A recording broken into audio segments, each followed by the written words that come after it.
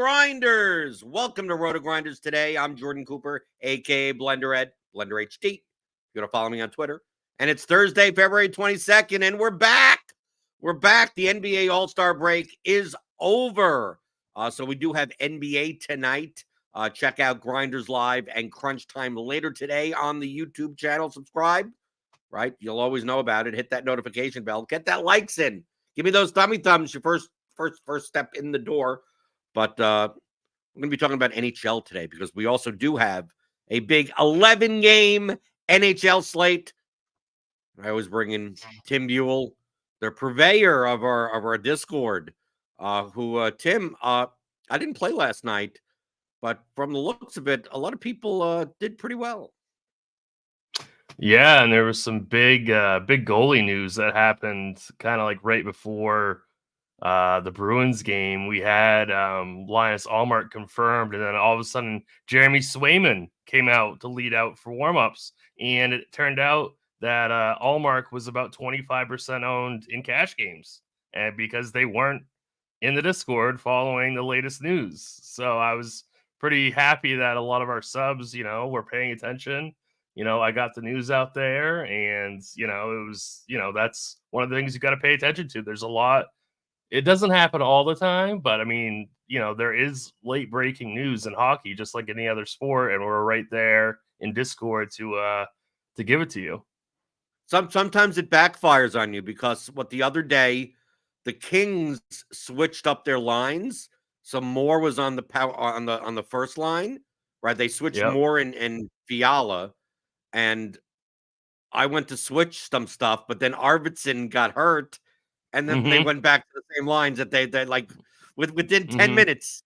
It's like, nope, they're not doing that. And I'm stuck with an Arvidsson 0 in some of my lineups. But you should always, get that up-to-date news in our Discord, rotogrinders.com/Discord. Just go there. It's free. It shouldn't be free, but you get it there. I mean, even Moneyball's like literally posting in what's going on with Ottawa today and what the lines are going to be in the morning rushes, and I don't even need Twitter. I just need the NHL Discord, and I am good. But let's talk about this 11-game slate. From an overall point of view, I think we have. I would say, I mean, I think obviously an 11-game slate there are many places to go, but I think there are a couple of standout spots on the high end. Obviously, Colorado at Detroit, right? Colorado, power play 1, Colorado line 1, always gonna, with McKinnon up there and Rantanen and Cale Makar on the at defender, who although he's on he hasn't scored a point in a while. They're always gonna lead, the kind of the raw projection. Right, we see here on our DFS stack values page for DraftKings, you'll always see the big green, bright green for the Colorado 1 line, but it's also a pretty good spot for Tampa Bay. Right, we have Tampa Bay. We got, I think Toronto is going to be a little bit less owned, a little bit tougher of a matchup, and then we also have teams like Dallas against Ottawa, which is a great matchup, and Pittsburgh against Montreal, which is a good matchup, but not necessarily. Dallas and Pittsburgh are not necessarily, the highest scoring of teams, right? I think, they're good from a median perspective, but a lot of times they'll score, 4 goals. May not see an explosion game. So on the high end, am I hitting most of? Like I normally do. I've taken a look at this for like 20 minutes. I take a look at our stack values page. I take a look at our current projections, which get updated all the time. Are those the main chalky-ish spots for today? Yeah, I'm not sure exactly how a high-owned Tampa Bay 1 is going to be. I know that having Anthony Cirelli centering that line and going to be on the first power play unit is going to bring the price of that stack way down. I expect extremely high ownership on Pittsburgh. I expect extremely high ownership on Dallas. Colorado, they're really expensive. So you can do it because of Druin, but like if you wanted to go like McKinnon, Rantanen, Makar, that's a pretty expensive stack. If you go the full power play, that's I think around 44% of your salary cap right there. So that's pretty expensive. I certainly expect McKinnon to carry ownership because people love McKinnon. He's got an extremely great floor ceiling combination. He would be my first click in cash games for sure. But for like large field GPPs, there are other ways that you can go about it. And then the other thing that I wanted to talk about real quick is that Toronto has this kind of perceived bad matchup against Vegas, which it isn't great by any means, but Vegas is going to be missing Mark Stone, who is their best defensive forward. So he would have been the guy that would probably been shadowing Matthews quite a bit, and he's going to be out for the game. So, that does make that Toronto team, if they're going to be low owned, a little bit appealing. Like, yes, they're on a back-to-back. Yes, a back-to-back going into Vegas, not amazing. But like I said, if they're going to be low owned and Vegas is going to be missing their best defensive forward, I do have quite a bit of interest in them in large field tournaments. What's going on with John Tavares there? Because he's on line 3 now. I mean, I've been playing the Ponzi scheme known as John Tavares in some of my lineups for the past, 2 or 3 weeks. But that typically, you play him with Nylander on the second line. But now that he's on the third line, I mean, obviously 6,600 on the third line and down to the power play 2 unit, obviously overpriced. But does that actually make Nylander more appealing? Because taking a look at this second line, I mean, who's going to stand in his way from taking all the shots? Because I don't think Domi is, and Bertuzzi's not really someone of volume. I may have some interest in Nylander. I mean, just looking at his projection as a one-off. Yep. But I wouldn't put it past if you're not going to play Colorado as an expensive stack. I mean, going with Marner and Matthews is never. I mean, they could both show up with 3 to 5 points each on any given day. But I agree with you that I don't think they'll be unowned, but definitely under Colorado. And I still think under Tampa Bay because Tim. I mean, people know to stack in NHL. Right. I mean, it's you do get, yes, if you download the CSVs, you'll still find 10-15% of lineups that are like hodgepodge-ish types of lineups, and same thing for MLB. But so many people stack in NHL, it's hard to get past. Like Cirelli at 4,400 with his projection is like one of the best value plays on the entire slate. Like in cash games, you're probably playing him on Tampa. If you're not playing anyone on Tampa Bay, you're still playing Cirelli in one of your center spots. But to me, that'll just bump up the ownership. I mean, Stamkos has a great projection for 7,200. And although Kucherov is lower than McKinnon, once you add up, they have even strength correlation as well as power play correlation. I can't see Tampa Bay being low owned today. I think Tampa Bay will be almost, if not as high owned as Pittsburgh and Dallas. Okay, interesting. I But think only, that they'll like you mentioned before, it's only because of that Cirelli spot. Because if let's say you built lineups without Tampa Bay and you just said, I'm going to build a Dallas 1 lineup, I'm going to build a Pittsburgh 1 lineup. Like a lot of these lineups, you're playing Cirelli as a one-off. So like if you're just using something like DraftKings, like RotoGrinders Lineup HQ, you're using an optimizer, using some type of simulations, like you're just gonna get a lot of Cirelli Stamkos. Like Kucherov, I mean, he's the second highest raw point guy on the slate, but I mean, you don't have to play him. But I see a lot of Stamkos, Cirelli. Like even if look, let me see. I haven't done this yet. Like if I just go into our projections and just run what the optimal is as of 9:48 or whatever. right? You get Cirelli, right? You get a lot of Pittsburgh. You actually do. You get It's Cirelli, you get Pittsburgh. Pittsburgh, you get Dallas, and you're Yeah. paying up twice at defender. But if you didn't pay up at defender, I just think Stamkos coming in for like a Brian Rust or something like that, or you pay down for some 3K defender. Like it's pretty easier to get to a guy like Stamkos. So maybe I'll change my stance a little. Yes, Pittsburgh and Dallas will be the two highest owned teams, but I don't think Tampa Bay is that far behind them. And in Right. GPPs, especially on an 11 game slate, like looking at this construction that's up right here. I mean, Tim, look at this. This is essentially a GPP construction, even though it's the highest median lineup. You got 1, 2, 3, 4 Penguins. You got two stars, right? You got a cheap goalkeeper. You got Cirelli in there.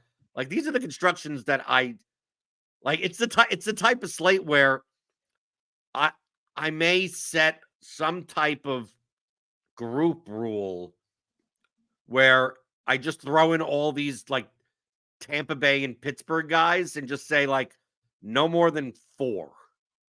And See, however it works out stack wise, then it that's the way it works out. I wouldn't play Cirelli as a one-off though. That's the only problem because he doesn't. Yeah, but you know what people will do? He They'll doesn't play him with Stamkos. That's right. kind of the point that I'm making. Is like smart people will be like, I don't want to play Cirelli as a one-off. Right. So how do I play Cirelli in a correlated way rather than not play him at all?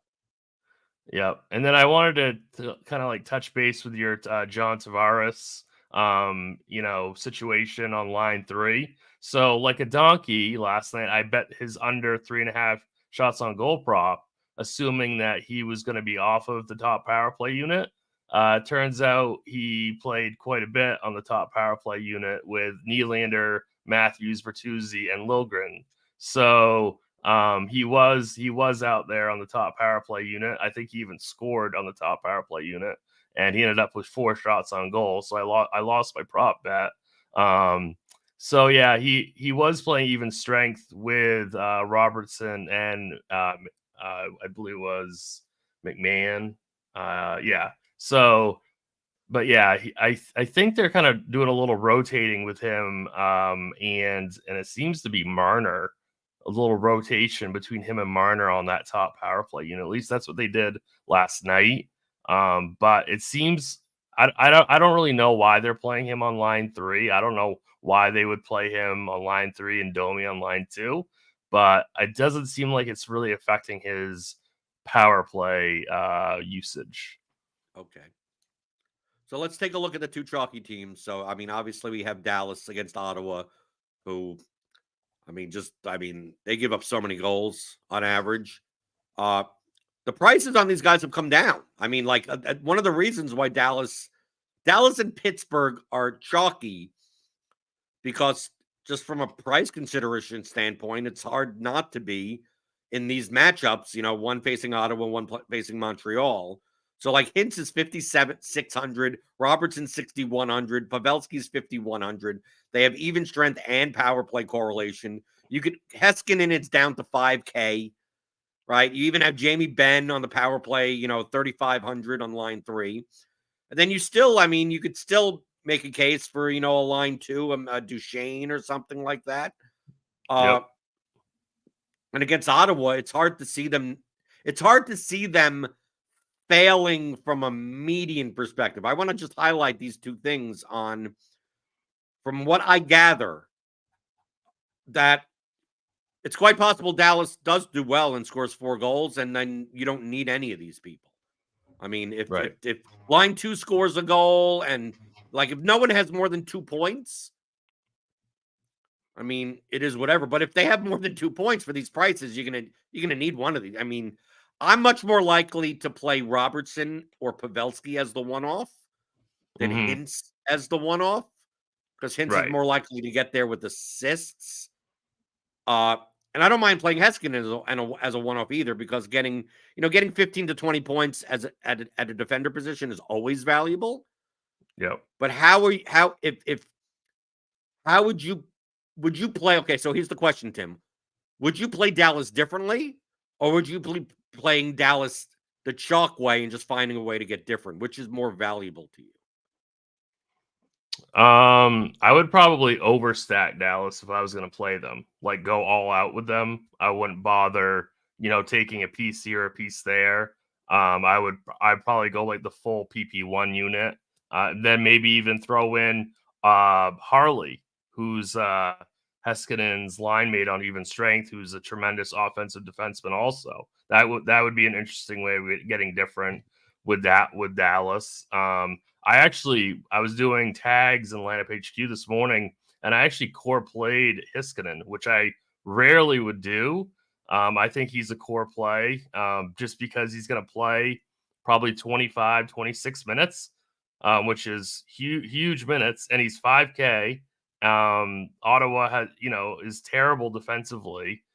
Like you said, getting offensive production out of your defenseman is really valuable. So Heiskanen is my favorite defenseman in that range. However, our projections love Erik Karlsson for Pittsburgh, who's right around that same price tag. So I'd say those two are going to be. Let's talk about Pittsburgh then. Same question for Pittsburgh.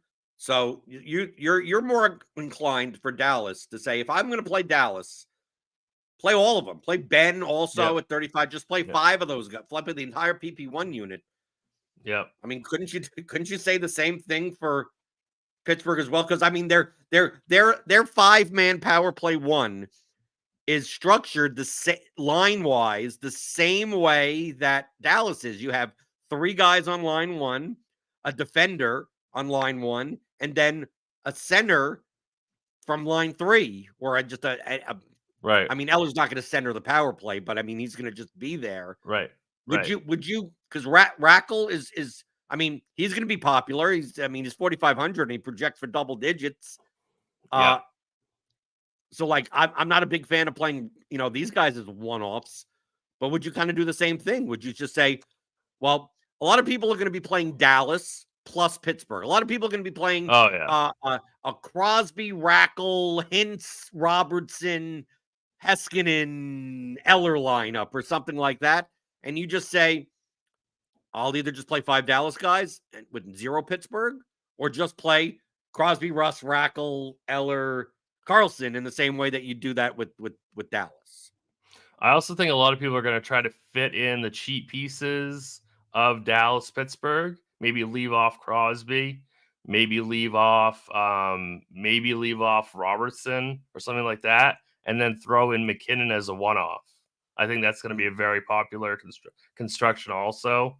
Ricard Raquel is going to be extremely popular. He'll probably be like a first click in cash game type of play. 4,500 in this matchup is way too cheap. So Montreal's, playing on a second half of back-to-back. So this team's already really very, very terrible defensively. Pittsburgh's been a big disappointment all season though, and their power play has been a huge disappointment. So this is really, it's kind of Montreal's the perfect team to get your power play right. I know. But that's what everyone's gonna think though, right? It's like they're gonna be like, so that's kind of the thing. But it's hard to fade Pittsburgh at home against Montreal in this matchup for these prices.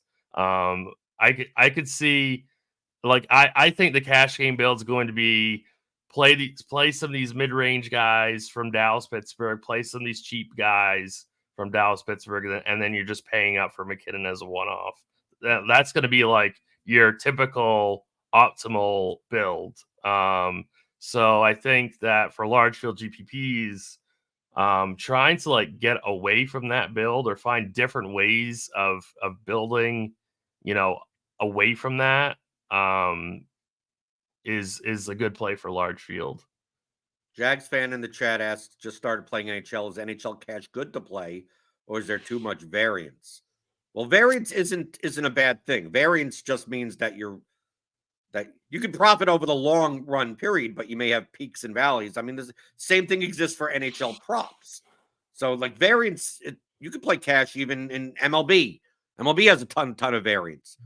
The thing, whenever you judge, should you play cash games, the number one thing is who you're playing against.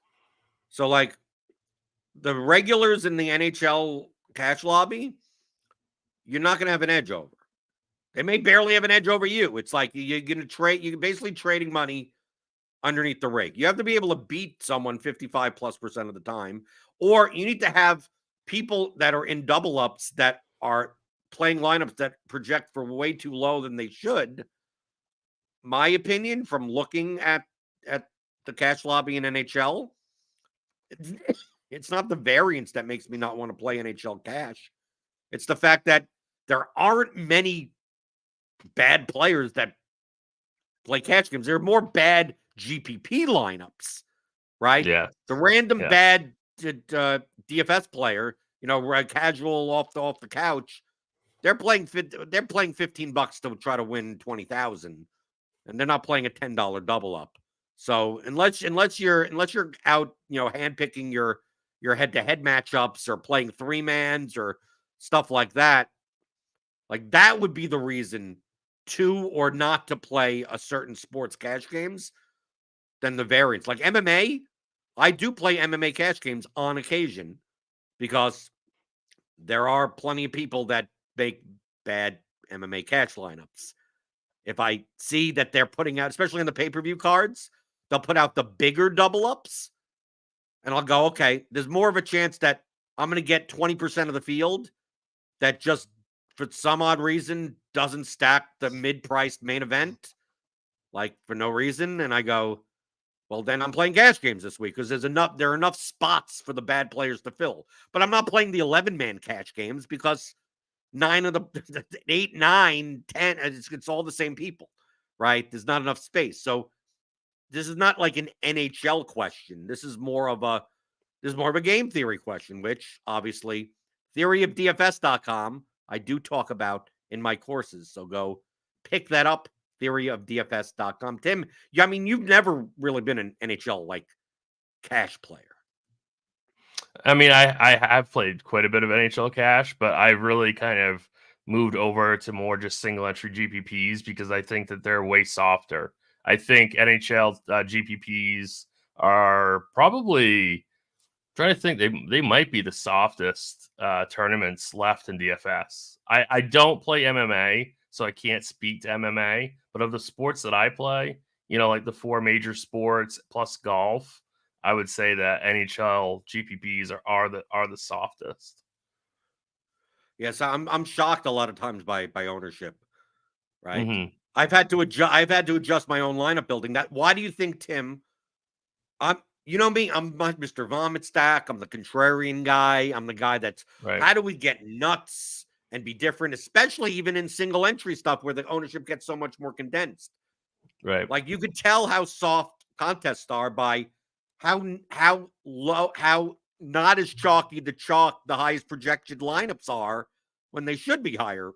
Like in NBA, you don't see it as much. People tend to know in NBA that, a guy's 78% owned. He probably should be 78% owned. And we get these NHL slates where I'm sitting here going, we're sitting here right now going, Raquel and Sorelli and kind of these value plays that Heiskanen and Jason Robinson. And we go, and you're going to look, and it's an 11-game slate. So there are a lot of 22 teams to choose from. Mm-hmm. But Dallas will be like 12% owned. Right. They'll be like, what? Like only because there's like 4% ownership on like Calgary for no apparent reason. Like, just like, like people just, I guess, wanted to play. I mean, like, it's a lot more fit when you run this through some sims, which I've had someone else do because I can't do that myself. The number one thing I see is especially from the smaller field contests, is that people just don't play projections high enough a lot of times, that they get too sneaky. But that doesn't mean you can't play sneaky. It's just that I wouldn't go into this slate tonight and go, I'm going to X out Dallas and Pittsburgh and Tampa Bay and then build my lineup. Like I wouldn't do that. Like it's quite possible. I'll probably play 5 or 6 lineups today, right? I typically play the $40 500 man and the like stuff in that range. Like I don't think I'll have a single lineup that doesn't contain at least one Dallas or Pittsburgh player in it. It just may be Erik Karlsson. It may just be Robertson. It's like they project too well for me to like I'm gonna have lineups that are projected 12 points lower than other people's that for no reason, because I'll go open up the slate and Jason Robertson will be 16% owned when he probably should be 26% owned. I'm going, what am I doing here? Why don't I just play the best projected players? But on the sneaky side, I got a sneaky one for you, Tim. Tell me what you think of this. Because people love the term sneaky because they think that's like they're finding something out that people don't know. What do you think of St. Louis tonight against the Islanders? Yeah.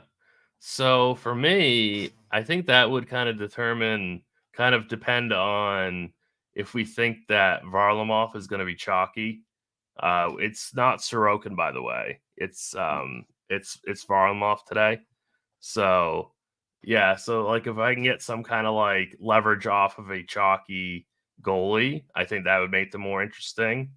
I do have some interest in that top line, the Thomas Kyrou Buchnevich line. I think it's okay. I mean, they have an implied team total of 3.2, which is it's not horrible, but on this slate, it's pretty low. But yeah, I mean, I think it's okay. I think you could take pieces from that game. What I like about playing teams against the Islanders, I've learned, is that I get the benefit of two things. That a lot of people play the Islanders goalkeeper, right? Yeah. Because the way that the Islanders play, they play primarily in a way where the goalkeeper gets a lot of saves, right? They give up a lot of shots on goal and hope that the goalkeeper could stop them, right? Which is great for goalkeeper ceilings, but you know what it's also great for? Opposing team ceilings, because like I played Pittsburgh. It was Pittsburgh against the Islanders on Tuesday, right? Yes. And Sorokin was massively owned. Of course, he also got an assist. He got an assist there that way also. That tilted me so hard. But I mean, I played Pittsburgh 1, and like they all got the 5-shot bonus, right? Or like I try to play team. If Buchnevich like gets the 5-shot bonus at 5,400, I mean, like I'm in smaller field stuff. Like I'm fine with. I could live with that. And if he scores on one of them, then you're going to need him because he has over 20 points.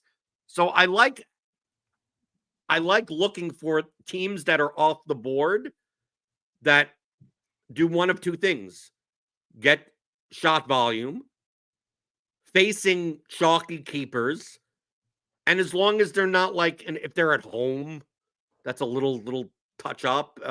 But as long as they're not like prohibitive underdogs on an 11-game slate, like I'm not playing Montreal today. No. Right. I'm not playing the Capitals. Right. I like the Capitals a little bit today. Oh, you do? I played the Capitals when I didn't have Ovechkin in the right lineup. I played the Capitals on Tuesday, and I didn't have them in the right. I had Strome and Ovechkin and Oshie and Karlsson, and then I had like Snowflake. No, what I did, Tim, I said, it would be, everyone's playing the Panthers. I think the Capitals are sneaky.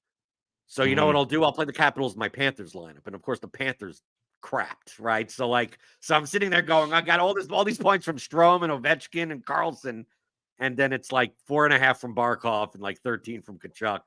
And I'm like, really? The chalk pieces are the ones that failed, and Ovechkin is the one that's sitting there, and I can't even get to the cash. Yeah, so I don't think that people are going to go back to Ovechkin. So I kind of want to do that. His price went down. He's still only like 6,200. The Lightning are not some defensive juggernaut like they used to be. Losing Mikhail Sergachev has been a big loss for them. I think the Lightning have allowed the 8th most goals per game on the entire season. So, I mean, maybe you don't have to like full stack Washington, but I certainly don't mind one-offing Ovechkin. And I don't think he's going to be popular because he's in that same mid-range price as Jason Robertson, as the guys that we were talking about from Pittsburgh, as Brian Rust, as Ricard Raquel. I mean, he's right in that center range. So like, he's not going to project nearly as well as those guys. His ownership is going to be down. I really don't mind going right back to Washington, to be honest with you. The one Plus he gets the fuddy-duddy ding on ownership. Like, you always have to project someone like Ovechkin to be lower owned than even we project, because people just don't like clicking on old people. Yeah, okay, that's true.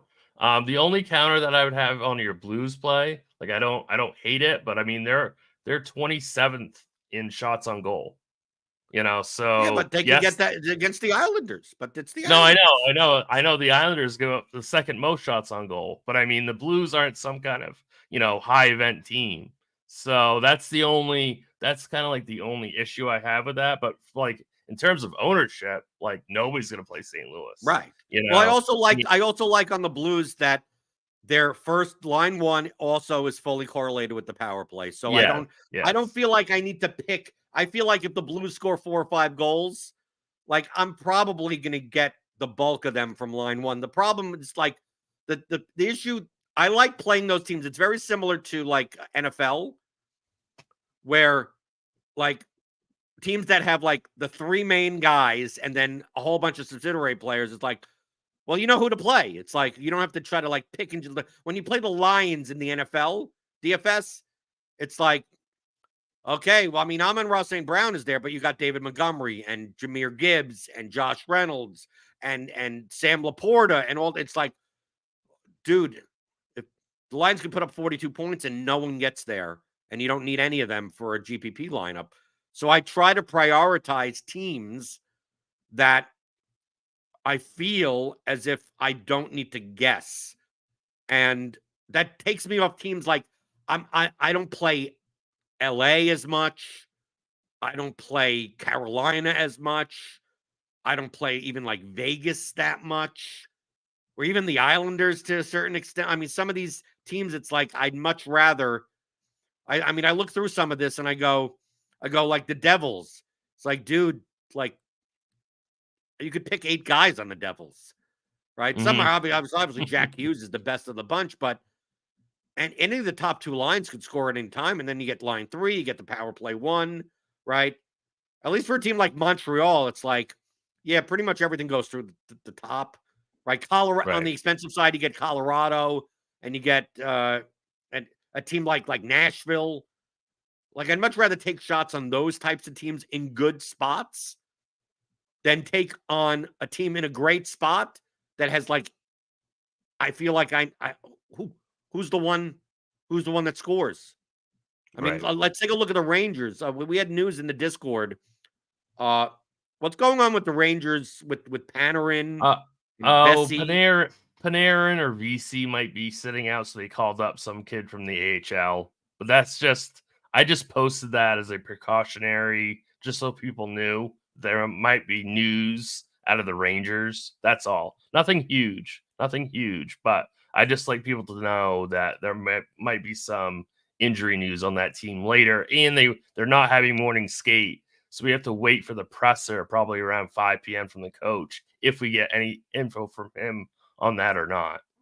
So, like if Panarin were to miss, that's a pretty big void, to fill, and so that I don't know. You know what I mean? Like maybe that would give a slight boost to guys like Zibanejad and Kreider, on that first power play unit. But really, I don't think that's like slate breaking kind of news. And if VC were to miss, that wouldn't mean anything. That wouldn't mean anything. Right. I mean, you could make the case that if Panarin misses, like it just makes the Rangers worse. You could certainly make that case that it's like Right. So it it's like, really oh, should well, make that who's going to worse. get his power play time? It's like, is it going to Right. matter when? Right. When Yeah. so is there a team that's off the one? I mentioned St. Louis. So is there a team that's not like close to the chalk or anything that? I mean, there's always. I mean, I always take a look at Vancouver and go, they never project well from a median standpoint, but they could always come out and score 6 goals. I mean, that's a contrarian way. You're giving up a lot of median projection by doing so. But is there a cheap? Let's talk about, because we have these mid range. We have Dallas. We have Pittsburgh in the mid range. We mentioned Tampa Bay with Sorelli, right on the high end with Kucherov, and Colorado. We have Colorado. Let's say you wanted to play a Colorado 1 type of stack. Let's say you wanted to play McKinnon and Ranton, right, and Lehkonen, if not Druin or something, and now it's like you can't even afford Dallas 1.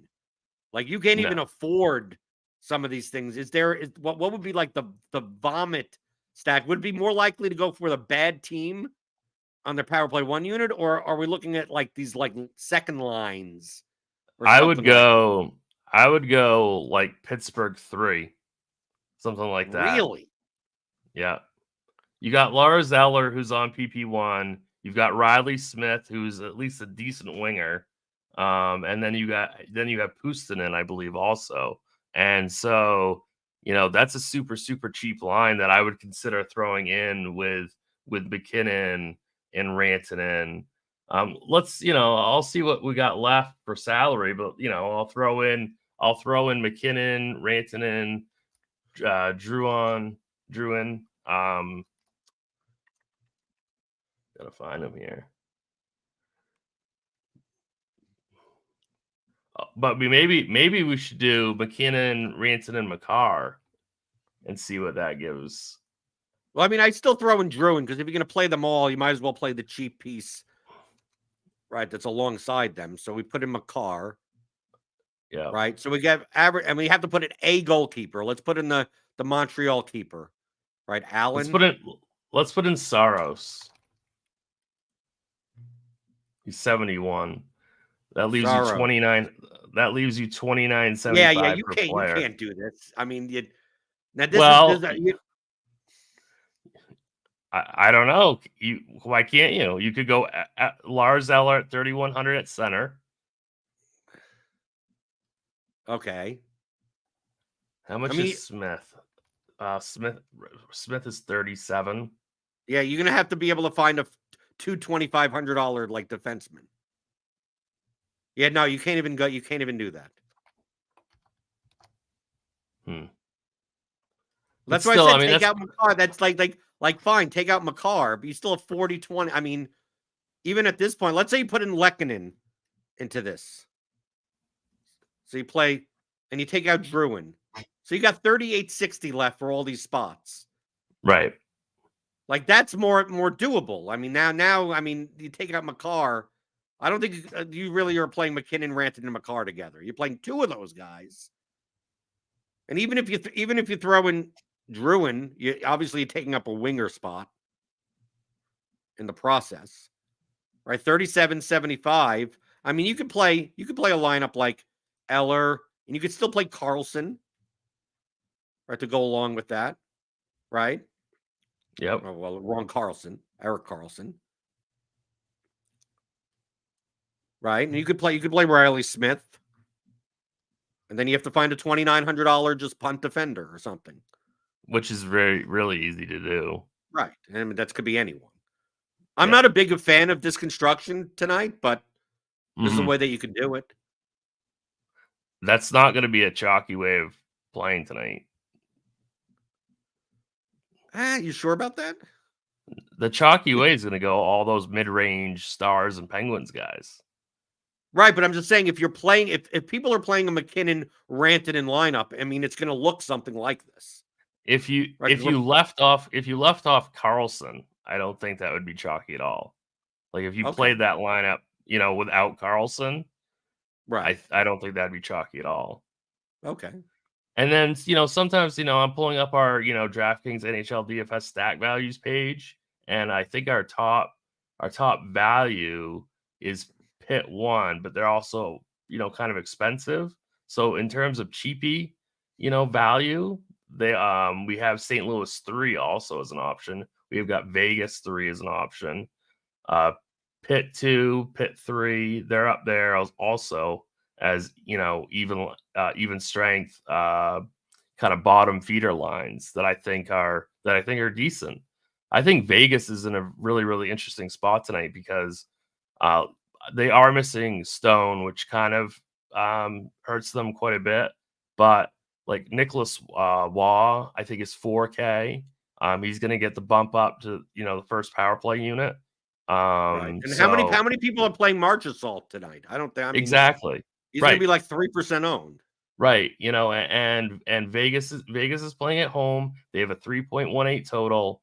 So Toronto's on the second night of back-to-back. They're playing Martin Jones, who, I mean, Toronto's goalkeeping is pretty bad anyway, but Martin Jones is definitely in my opinion, the inferior of the two goaltenders. So I think Vegas is super interesting as a contrarian stack. And I also think that LA3, I think that's Dubois, Byfield, and I cannot remember. Yeah, they did well. But LA3 did well the other night. Yeah, but I don't think they're they gonna. Have Lewis. They have Lewis listed now. Lewis, okay, all right. Because obviously Arvidsson is out, right? So like Aliev comes more into the mix now. Yeah. Yeah, I think LA3 is interesting too. LA is just dude. LA to me is like it is even more frustrating than Dallas. I played Dallas 1 and Dallas 2 scores. You play Dallas 2, Dallas 1 scores. You play line 2 on LA, line 1 scores. You play line 3, line 2 scores. Carolina's that way also. I just hate those situations. But here's a question from Jags fan. Obviously, we're here. If you're new to NHL, obviously ask your NHL questions in the chat. Not quite keen on the ins and outs of hockey. Do the third and fourth lines play much? Yeah, I mean it really, not all lines 3 and 4 are created equally. As a general rule, I would throw out most. There are some players on line 4s that do get power play exposure, usually on the second power play unit, which usually plays around 30% of the power play time. So generally speaking, I would throw out guys on line 4. Line 3 is very, very team dependent. Some teams play their line 3 equal to their line 2, even equal to their line 1. So it's really about ice time. So it really depends on the team. It really does. But also, the contest size that you're playing will dictate how much are you willing to give up time on ice. So, like, large field contest, obviously, you could spread out because you have to beat so many more people. There's so much more leverage. There's a higher top prize. But if you're playing stuff that me and you play, Tim, I mean, I don't know about you, but I mean, I don't even play. I rarely play guys. I don't play power play 2 units. Like, unless they're like fully correlated on like the second line or something like that. It's like I'm primarily playing for this 100 to 500 man fields. I'm primarily playing even strength lines that get at least 18 plus minutes of ice time together and power play 1 units and typically favor teams that have high goal totals and you don't have to the ownership is inefficient enough that you don't really have to sacrifice as much projection as you think for those 100 to 500 field contests. The larger field stuff, you could get more off the 5,000 man field. You get much more off the board, but even then, I don't know if I'm playing Detroit's third line. I don't even then. I don't think I'm getting to. I'm going to play Holmstrom on line 3 on the Islanders as a one-off. It's just Right. No, you wouldn't like you do. don't need No, to do any of that. no, you don't have to do that stuff. So it's very similar to and like if you compare it to NFL, right? Like there's a point in which like, oh, you could play the wide receiver 3 of like you could play Jawan Jennings on a Hmm. slate where the 49ers have a 32-point implied total, but Hmm. like you wouldn't play like the 4th receiver on the Panthers when they have a 16-point implied total on the road. It's like you don't need those. Like what are you doing? Like for that guy's 3K, you could find the 3K wide receiver 2 on some decent team that is getting more, targets now. Like play that guy. Even though he's like 12% owned, why are you sacrificing so much projection? So like as a general rule, like I don't know I don't know when I don't think I've ever played a line 4 ever. No, Like literally I ever. don't think I don't think I've ever played a line 4 either. And line 3s, I'm typically only playing from teams that play like they're like Calgary line, like earlier in the season, like Calgary line 3 or Carolina line 3, like guys teams that kind of play all of their Seattle line lines. 3. Right, Seattle line Seattle line 3, 3s. right. That's a great cheapy line. So no, so yes. I mean, one thing that's good that could answer a lot of these questions is just like signing up for RotoGrinders, right? Getting our projections and just building stacks. You could do it in lineup HQ and just, build and see what this looks like. Put in your line 4 stack and go, okay, what would be the best lineup around this line 4 stack? And then you look and you go, wow, this lineup projects 18 points lower from a median than like a normal lineup with like a Right. Dallas stack in it. And you go, oh yeah, maybe maybe I shouldn't be doing those things, right? Even though it's like, yeah, you're going to get them at 0.5% of ownership. You're going to be the only one in the 222 with line 4, but good luck with them getting there in 9 minutes. Like have fun with that. Have fun with a line that the top guy that's on power play 2 still only gets 14 minutes of ice time. Right. So anything else? Anything else on the slate that you'd like to point out before we get out of here? I don't think so. I think we covered quite a bit. Anything that we didn't cover, you could get in our Discord, rotogrinders.com/Discord. If you have any questions, just like Jags fan, right?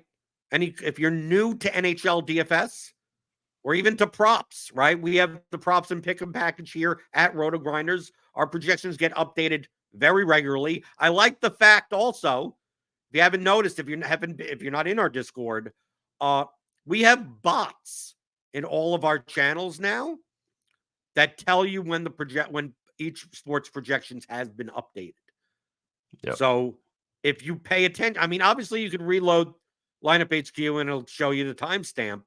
But like we see in the NHL channel a lot that Dane Moneyball 16 will post. It's like, oh, this guy moved from this line to that line. That's the only change. And then like 22 seconds later, the bot will go NHL projections updated, which means that obviously that change is now reflected. Now, a lot of times those changes don't really change much, right? It changes one guy's projection from 4.47 to 4.83 and another guy's from 5.29 to 4.81. Like these are guys that you're not playing anyway, but at least you could see in real time in the Discord, like when the news that has been posted is now updated in the projections. So you can get all of that here. Click on the link in the description, get $10 off your first month. Are you going to be on crunch time today, Tim? I will not be. I'm only doing NHL projections today. Okay, but we do have crunch time and Grinders Live for for NBA later tonight. We obviously got NBA props and pick 'em that you could take a look. I mean, they're back from All-Star break, and we still have to worry. Like, is someone going to sit for rest? You've been rested, people. I mean, hello, you've been off for 5 days. Why do you need rest? Right? This is how ridiculous the NBA has gotten. And lastly, just so I could get all the questions in, because hit that thumbs up button. We always appreciate the questions. Do you guys like Nashville tonight as a late hammer? And is there any strategy for spring training DFS, or am I a degenerate? Ooh, I have no thoughts on playing spring training DFS. I have never played spring training DFS. But In terms playing Philip Forsberg is always an option on any slate, right? or Roman Yossi. I mean, Mhm. he's a really good fantasy player. So I don't have much of an issue getting to a Forsberg Yossi 2-man, something like that. I like Saros as like a value goalie also. But I don't have like a ton of interest in Nashville. Like they have a 2.87 total on the road. That's real bad on the slate. So other than Forsberg or Yossi, I don't have much interest in Nashville. And as far as spring training DFS, I've never played spring training DFS. Yeah, There me has neither. to be there has to be a strategy though. The thing is that why don't I play spring training DFS? Is because the prize pools aren't worth me figuring out what that good strategy is. So I Right. never bothered to play it. So maybe the correct answer, Michael, is you are a degenerate. Maybe that is the correct answer. Hey, if you could find an edge, you know me. If you could find an edge and it's worth it for you to do, go for it based on the time and the resources that you put in.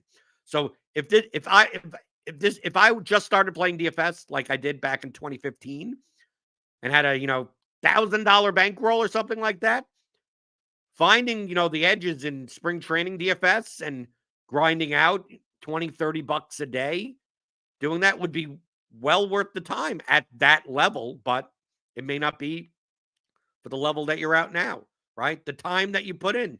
Look at NHL stuff. Like I could build a model like Dane has done for RotoGrinders for NHL, but it would take me a long time to do, and I'm pretty sure I still wouldn't be better than Dane. So why am I bothering to do why can't I just become a RotoGrinders premium member and just have that all that work done for me? Same thing with NBA props. NBA models, Tim, are not hard to do, No. right? They're not. Because most of the differences is what you think the minutes and the rotations and the usage are. I would We have a assume that projections NBA I team would that does assume we have a team that literally is an expert on that. How am I right. gonna do that better? I'm not gonna wake up at 7 in the morning and spend 2 hours doling out minutes to all the teams and seeing that how did the rotation, the court IQ, and how did the rotations work? Like, dude, I outsourced that to RotoGrinders. Right. We have 5, 6, Right. 7 people that Right. is their job. Right. So from a time perspective, dude, if I could just pay a monthly fee to have that done for me, and I'm just I'm just gonna do that. And the stuff that I can outsource, that's the stuff that I do. And a lot of that is analyzing contests, right? Is NHL worth it to play? Is this type of contest? What are the best sites to play MMA cash on? Like that, I'm figuring out where I spend more time figuring out where to put my money than the lineups and the bets and everything that I make. And like where's the best edge for the least amount of time? Yeah, I mean, bankroll management is something that you can't outsource either. That's, I think one of those forgotten things that people don't think about when they dive deeply into DFS. So you're telling me that Michael shouldn't put a quarter of his bankroll a day on spring training? No, definitely do not put a quarter of your bankroll into MLB preseason. Definitely do not do that. Okie doke. Hit that thumbs up button on your way out the door. Give me those thummy thumbs. This is free content here, people. The least you could do is hit the thumbs up button, hit the subscribe button, hit the notification bell to know whenever we go live. Tomorrow I got Squirrel Patrol on. We'll be taking a look at the UFC Mexico card. We got 2 5-round fights. Nothing that's over lightweight. So should be entertaining. We'll probably talk a little bit about NBA tomorrow as well. So check that out. And we're back. We're back from the All-Star break. We're back on a normal schedule. We got like 33 days or 34 days until MLB is back, right? So that we're in good shape. So stay tuned for all of that stuff. And And I'll be here for you for the foreseeable future, Monday through Fridays, talking about all things you're thinking about. Daily fantasy, props, and pick'em on RotoGrinders Today.